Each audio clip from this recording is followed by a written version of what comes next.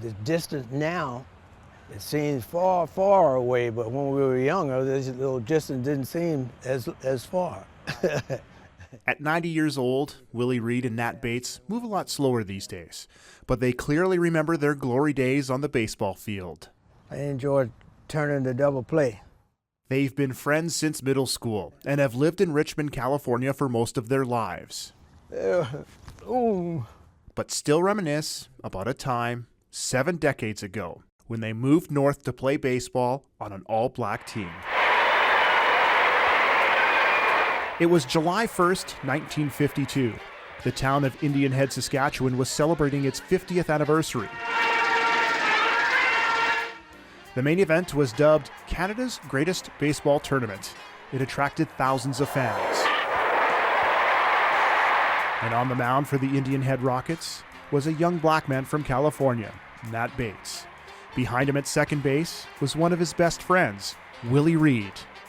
That seemed like a time of great opportunity for them. We were young and eager to explore and go up there and play baseball because we had an inkling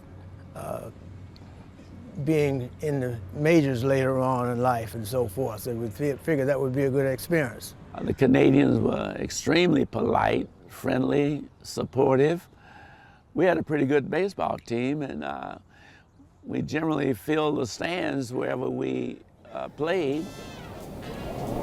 Jackie Robinson singles to center. Up until the 1940s, baseball had been racially segregated. Then in 1947, Jackie Robinson became the first African American to play in the majors. There was no longer a need for the all-black Negro National League, and it quickly folded, leaving hundreds of black professional ball players without a place to play.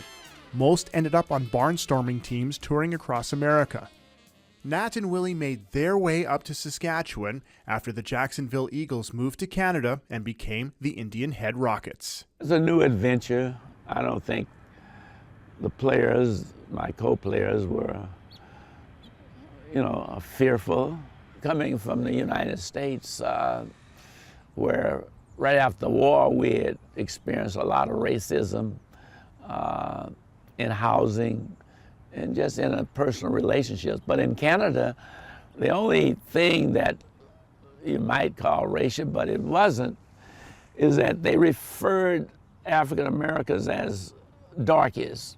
Good morning, darky. That kind of thing. There were black players on teams all across the prairies. But while these American and Cuban players who visited Canada in the 1940s and 50s were celebrated, black Canadian players still faced barriers. Professor Ornella Nzianduki-Yimana studies the experience of black athletes in Canada. Do have sort of that dissonance where black Canadians who are from here, who are living here, very much recognize that it's a complex place to live. You never know where you stand. This summer, the town of Indian Head is taking its own trip down memory lane. The local museum opened up an exhibit honoring the Rockets and what they meant to the community during the 1950s. Leon Farrell's father ran the team. Pretty exciting. I remember going to the games and cheering like mad. Max Weeder is a baseball historian originally from Saskatchewan. He says these all-black teams in prairie towns brought together people from different worlds at a time when racial integration was gaining momentum.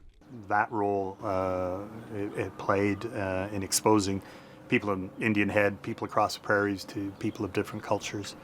And I think that was certainly important. And it's important, I think, that we remember so much more history than we do. The induction to the Saskatchewan Baseball Hall of Fame means a lot to Nat and Willie. We want to thank the Canadians for letting us be part of their history. It's a tremendous honor.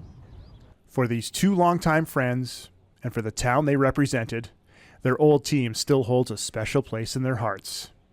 Dan Plaster, CBC News, Indian Head, Saskatchewan.